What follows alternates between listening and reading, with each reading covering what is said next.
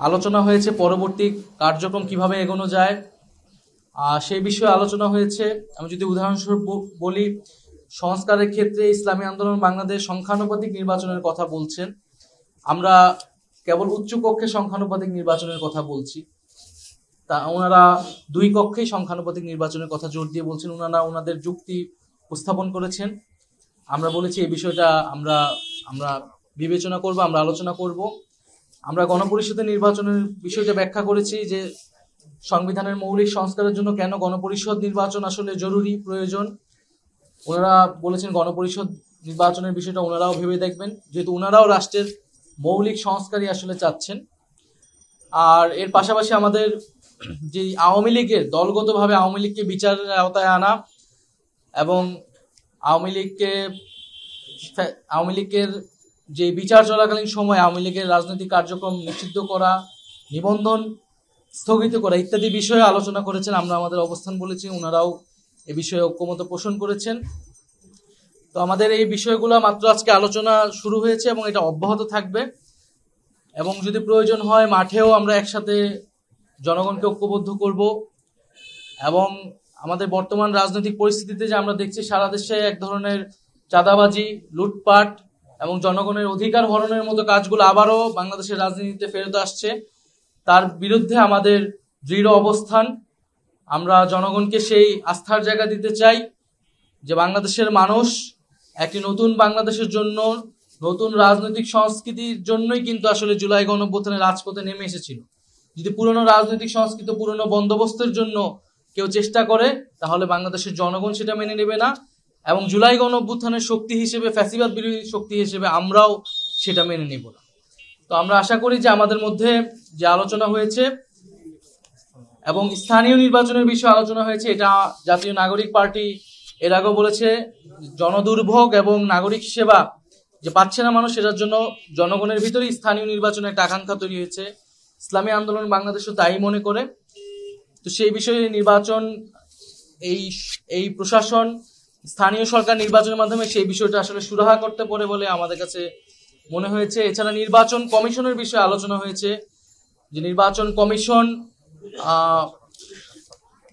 Commission পুরনো আইন দ্বারাই পরিচালিত হচ্ছে।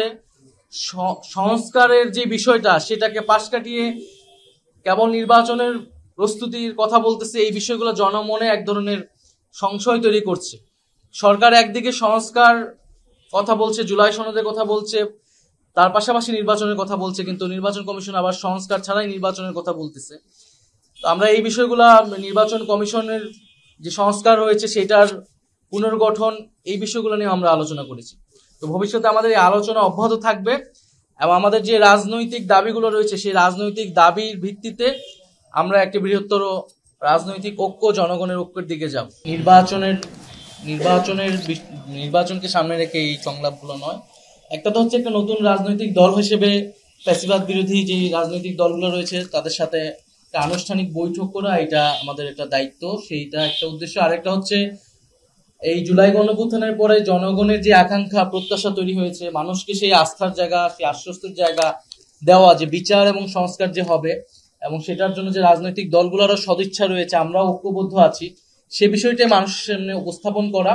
আমাদের এই সংলাপ বা এই ঐক্যের জায়গাটা মূলত যে রাজনৈতিক দাবিগুলো আমরা সামনে রাখছি, সেই রাজনৈতিক দাবিগুলোর উপর ভিত্তি করে একটা রাজনৈতিক সমঝোতা আপনারা হিসেবে দেখতে পারেন। এখানে নির্বাচনের বিষয়গুলা এখনই আসে নাই, তবে রাজনৈতিক এই ঐক্যে বা সমঝোতার জায়গা থেকে আমাদের মাঠের ঐক্য পরবর্তীতে সেটা নির্বাচনের দিকে যাবে কিনা, সেটা আসলে পরবর্তী সময়েই আসলে বোঝা যাবে। এই মানবিক করিডোরের বিষয়ে বিভিন্ন রাজনৈতিক দল কনসার্ন দেখিয়েছে, বক্তব্য দিয়েছে। আমরা সেই বক্তব্যগুলোর সাথে একমত পোষণ করছি যে এরকম একটা গুরুত্বপূর্ণ বিষয়ে সিদ্ধান্ত নেওয়ার জন্য অবশ্যই রাজনৈতিক দলগুলোর সাথে আলোচনা করে নেওয়া প্রয়োজন ছিল, কারণ এই সরকার কিন্তু একটা কনসেনসাসের ভিত্তিতেই তৈরি হয়েছে বা পরিচালিত হচ্ছে। একটা রাজনৈতিক সমঝোতা, রাজনৈতিক দলগুলো থেকে একটা সমর্থন সরকারের প্রতি আছে, ফলে এই ধরনের একটা সিদ্ধান্ত, একটা জাতীয় সিদ্ধান্ত নেওয়ার ক্ষেত্রে রাজনৈতিক দলগুলোর সাথে আসলে আলোচনার প্রয়োজন। এবং সরকার, আমরা এখন আসলে স্পষ্ট হই নাই যে এই করিডোর বা সেখানে রোহিঙ্গা প্রত্যাবর্তনের বিষয়টা আসলে কিভাবে থাকবে। তো পুরা হোল প্রজেক্টটাও আসলে পরিষ্কার হওয়া প্রয়োজন, তখন হয়তো আমাদেরও মন্তব্য করতে সহায়তা হবে। প্রাথমিক রেসপন্স হচ্ছে যে এটা রাজনৈতিক দলগুলোর সাথে খুবই দ্রুত এই বিষয়ে সরকারের সংলাপ প্রয়োজন আর কি, একটা জাতীয় সংলাপ প্রয়োজন।